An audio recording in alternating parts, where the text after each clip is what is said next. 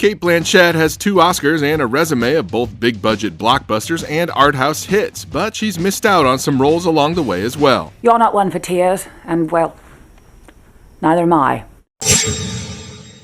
Blanchett grew up in Melbourne, Australia, where she first appeared on the variety show Hey Hey It's Saturday in the late 80s. Can you start now? Yes, go for it, yes. Right. Fortunately, she was able to recover with a pair of Australian miniseries and the Ray Fiennes drama Oscar and Lucinda before finally breaking out in 1998's Elizabeth, which earned Blanchett her first Academy Award nom.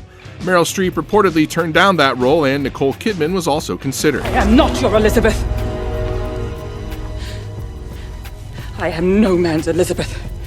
Blanchett then joined that year's Oscar winner Gwyneth Paltrow in The Talented Mr. Ripley, and also provided an uncredited voice in an infamous scene in Eyes Wide Shut. Nehmt mich! She was then cast as Galadriel in the Lord of the Rings movies after Lucy Lawless backed out due to pregnancy. Blanchett was also Steven Spielberg's first choice for Agatha in Minority Report, but the director decided to make 2001's AI Artificial Intelligence first, and she decided to move on, clearing the way for Samantha Morton. There was so much love in this house. Around that time, Blanchett was also considered for Clarice Starling in Hannibal, which went to Julianne Moore, Roxy Hart in Chicago, which went to Renee Zellweger, and Ada Monroe in Cold Mountain, which went to Nicole Kidman.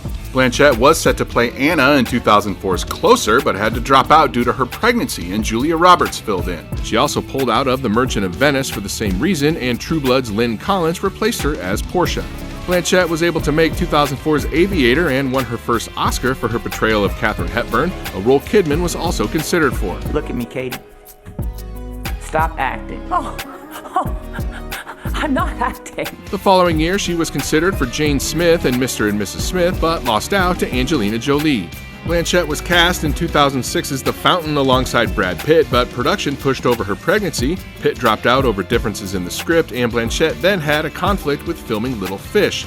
Eventually, Rachel Weisz and Hugh Jackman filled in. In 2007, Blanchett earned 2 more Oscar noms, one for reprising her role as the Queen in Elizabeth the Golden Age, and the other as a character embodying Bob Dylan for I'm Not There, a role Maggie Gyllenhaal auditioned for. I refuse to be disassociated from that. The following year, Blanchett joined Pitt as Daisy in The Curious Case of Benjamin Button after Weisz dropped out. She was then set to voice Mrs. Fox in Wes Anderson's Fantastic Mr. Fox, but was replaced by Meryl Streep for undisclosed reason. We take the shortcut or the scenic route?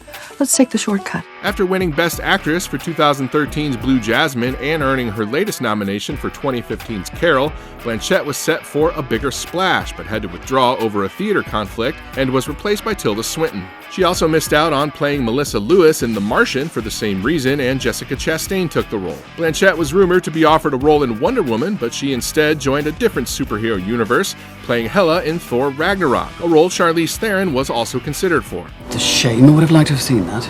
Blanchett's 2020 marks her return to the small screen. She stars in the current Australian series Stateless and is set for FX's Mrs. America, alongside an all-star cast that includes Elizabeth Banks, Uzo Aduba, Rose Byrne, and Sarah Paulson. Why would God put this fire in me if he didn't want me to act on it?